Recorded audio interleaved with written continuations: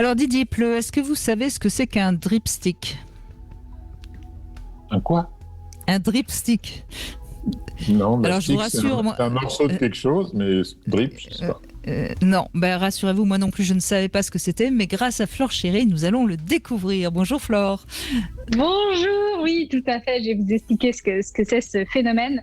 Parce que ce que je trouve génial, c'est que nous sommes maintenant en 2020 et enfin, on commence à se poser les bonnes questions. 2021, oh là là, 2021. Et enfin, on commence à se poser les bonnes questions en matière de sexe. Je pense qu'on est clairement sur une bonne pente. Par exemple, on a appris récemment qu'il fallait demander à une femme si elle avait envie de baiser avant de baiser. C'était déjà bien. Encore plus récemment que si elle disait non, c'est qu'elle disait non. Et encore mieux, qu'elle avait le droit de dire oui sans passer pour une grosse salope. Grosse révolution dans nos caleçons. Mais on vient de rentrer clairement dans une nouvelle ère avec le dripstick parce qu'on se préoccupe maintenant du confort de la baise féminine avec cette problématique qui nous a toutes concernées un jour si vous êtes une femme. Comment éviter ce moment gênant où l'homme a éjaculé dans le vagin mais que la nana ne sait pas comment évacuer la preuve et doit se taper au mieux une douche assez longue pour évacuer le petit glavio gluant. Au pire, clairement, organiser le décès de sa lingerie fine parce que oui, messieurs, on ne vient pas avec une culotte sexy pour le before et une culotte en coton pour l'after. On garde la même. Et clairement, on n'a pas le budget de réinvestir dans de la dentelle à chaque coup de bite. Bref, tout le monde voit donc de quoi je parle. La sensation que la danette au caramel a coulé du frigo direct dans le congélo. Eh bien, pour pallier ce petit problème technique, il y a une entreprise qui fait le buzz en ce moment sur les réseaux sociaux car elle a inventé le dripstick, le bâton à gouttelettes. Il s'agit donc d'une éponge à sperme montée sur un bâtonnet, une sorte de magnum double chocolat, sauf que ça se bouffe pas. Et cela permet d'éponger le résidu relou en afterbase. Alors vous allez me dire, c'est encore à la femme de se taper toutes les tâches ménagères. Oui, l'homme salit, la femme passe l'éponge. En même temps, on ne va pas lui demander de nous ramoner l'évacuation. C'est comme un test antigénique, on n'aime pas trop quand c'est fait par quelqu'un d'autre. On peut toujours négocier, tu vas faire la vaisselle pendant que je m'éponge la flûte, ça peut peut-être passer, mais bref. J'ai trouvé que c'était tout de même une bonne idée parce que blague à part, l'after-sex, c'est quand même un vrai sujet pour les femmes. Il faut aller faire pipi pour éviter les cystites, se nettoyer de l'avant en arrière pour ne pas ramener les mauvaises bactéries, assécher au maximum la zone pour ne pas rester avec une fente gluante. Et enfin, il y a des entreprises qui prennent le sujet à bras-le-corps et moi, je trouve ça bien. Le dripstick, il est conçu dans une qualité médicale. Alors, il ne se substitue pas à la petite toilette après l'amour, mais il normalise le fait que le sexe a besoin d'être pratiqué dans des bonnes conditions d'hygiène, d'abord en amont, un main propre, sexe lavé, capote enfilée, mais aussi en aval avec la petite toilette intime, trop souvent oubliée. Non mais s'il y a une capote, on n'a pas besoin de dripstick de toute façon.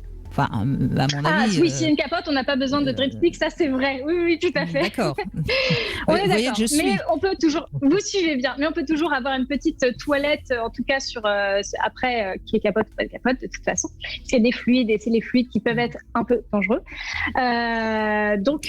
Si je comprends bien, Flore Chéri, c'est une sorte de petit tampon périodique creux qui récolterait le sperme, voire pourquoi pas des lubrifications ou des pertes vaginales importantes, au fond. Exactement, c'est tout à fait ça. C'est un tampon. C'est un tampon, mais avec monté sur un petit bâtonnet. Bon, pourquoi pas? Ça me paraît pas forcément... je veux dire... Est-ce que c'est vraiment gênant d'avoir...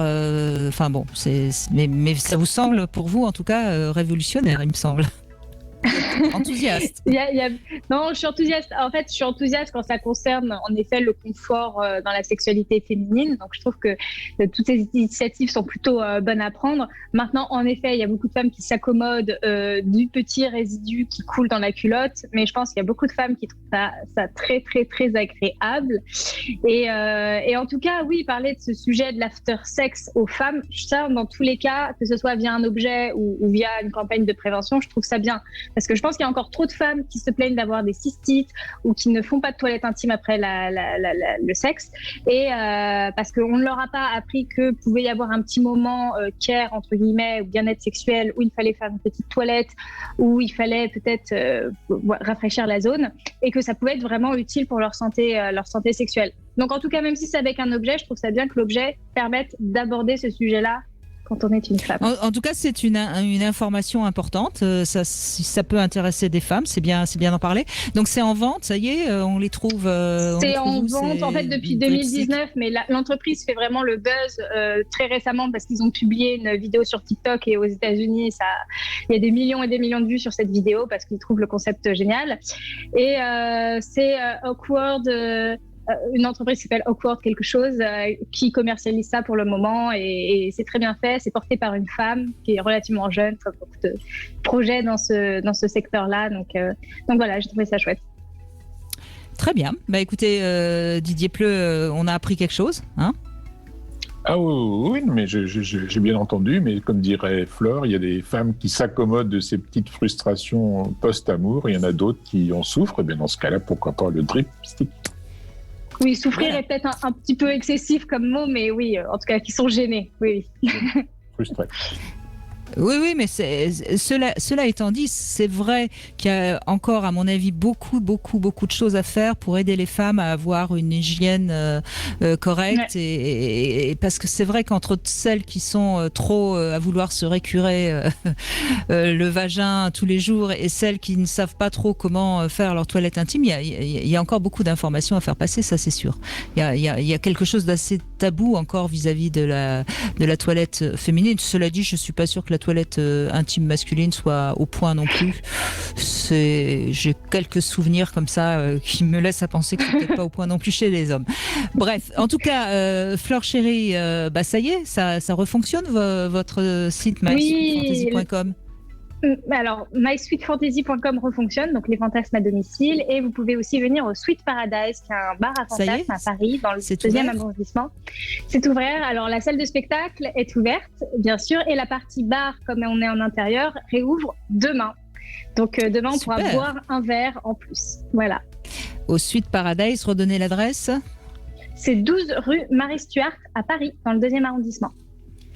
Très bien. Eh bien, écoutez, je suis ravie pour vous, Fleur Chérie. Tout ça, vous l'avez créé, bien sûr, avec Arthur Vernon.